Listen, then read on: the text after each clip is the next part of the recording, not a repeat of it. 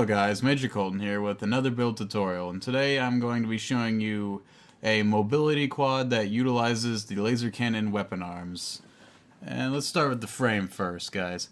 For the legs, I use the L20 full legs because they all around just have the best armor ratio for what I'm looking for. As you can see, 1598 KE, I have enough to buff out every rifle but the Tanzis and the Solendulas, as they were called in the last game.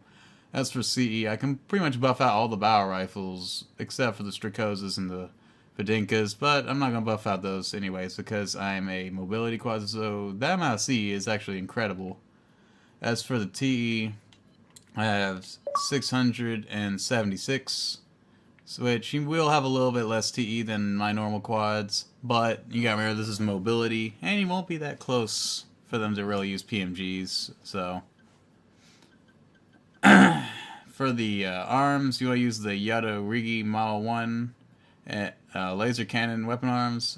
Mine are on the right side, simply because I'm right-hand dominant, and it's just one of those things. I always have my single fire weaponry on the right, DPS weaponry on the left, usually. It's just one of those things. And like I said, fully spec for power.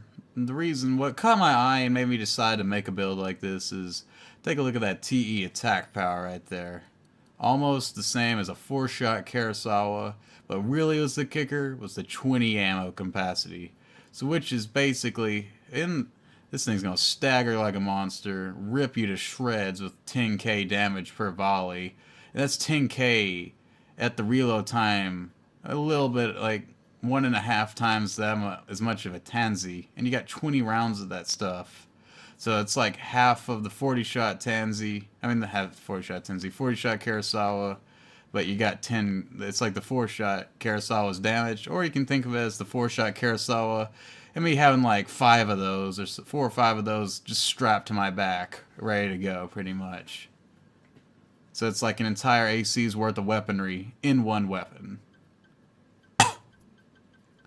As for the core, use the CB209 Haikubo so that you can get that bit of CE defense and whatnot, and KE. And you want to use this KE core in particular because it has really good KE defense.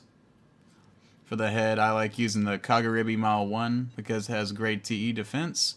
And it has amazing stability performance. As you can see, if I change the head down to the one that would give me defense, I would lose like a lot of stability. So you want to use this, you'll get good stability and recoil resistance added because of that and whatnot. And all those parts coming together give you a really balanced armor type. Really high armor type when you realize this is a mobility type that's also has sniping capabilities.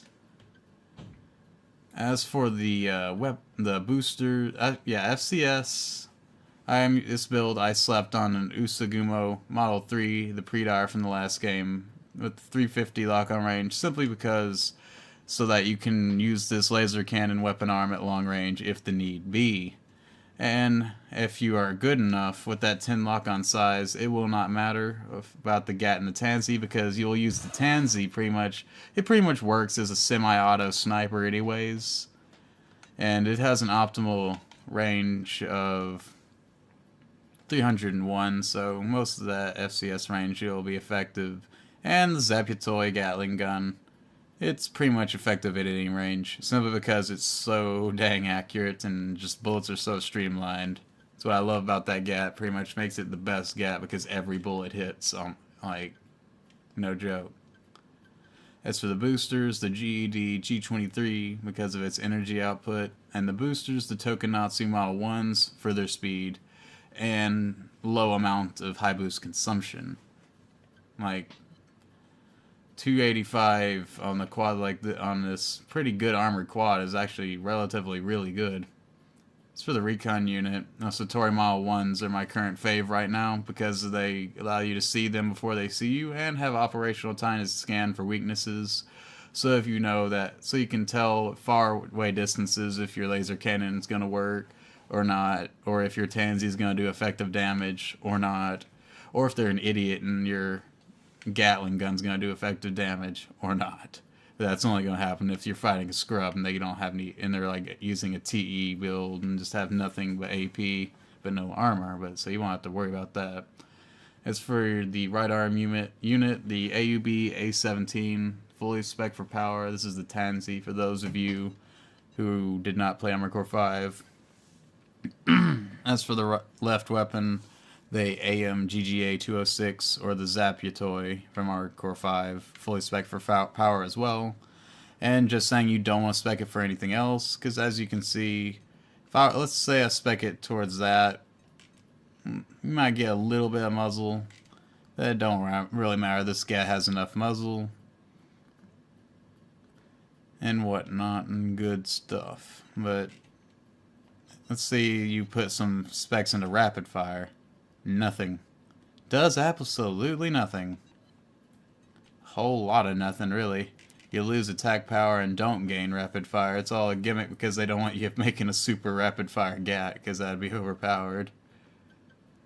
And you can't put back weapons. And really, guys, when you're using this build, what you want to do initially is keep them at that longer range. You definitely have the speed and booster power to do it so. And just hammer away with your laser cannon until you're about out of ammo. Make sure you do the shots fully charged, but if they're starting to get up on you, you can just rapid fire, just like charge it for like 1-2 seconds and let loose. And just repeat that, because in a damage race, that laser cannon, its damage to reload time ratio will out damage anything pretty much. And once you run out of ammo, you can still keep doing that to a lesser degree with your frontal weapons, or if you really want to, you can get up in the fight if you need to pull someone off from one of your teammates. Or you can even do that with this laser cannon, because you can just scare them off, because it'll just have an oh fuck moment, someone's blowing my head off with a laser cannon, pretty much. But yeah guys, that's the build. Hope you enjoy using it. I know I have when I was playing around with it. But if you liked the video, comment, like, subscribe. Just comment below if you used the build and you liked it. And all in all, I'll see you guys in the next video.